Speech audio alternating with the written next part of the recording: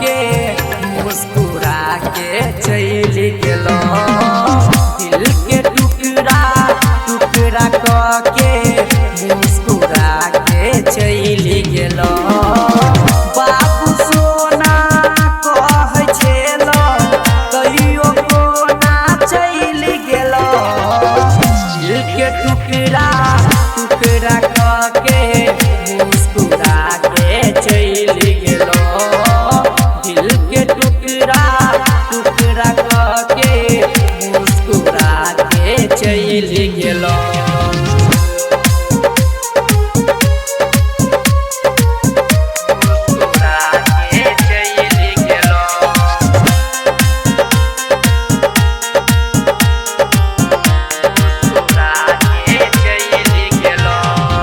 पहले जे जैनी थी दिल ने लगई थी आहाए हानि कठोरी के सजनी।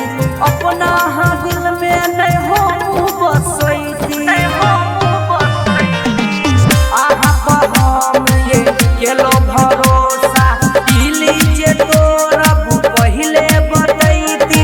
जाके हम कोनो बाबा के देखई थी सपनों में नहीं सोचने छेलो कोना कहा बदल गेलो।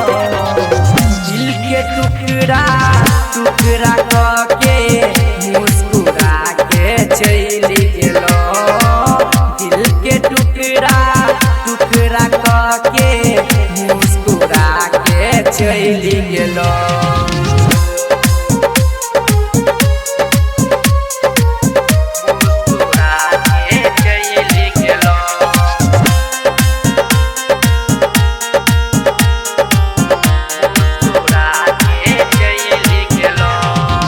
जान सजादा प्यारी ये केली सोचल सपना सबटा लुटेली।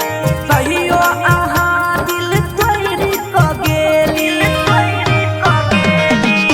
जन्म जन्म के कसम खेलो आहा जाकर दोसर के भेलो। गुनगा गोविंद के दिल दुखेलो। कमलेश के आहा सुनु ये सजनी मोती के मुँह में धकेल देलो। दिल के टुकड़ा टुकड़ा के मुस्कुरा के चल गेलो। दिल के टुकड़ा टुकड़ा के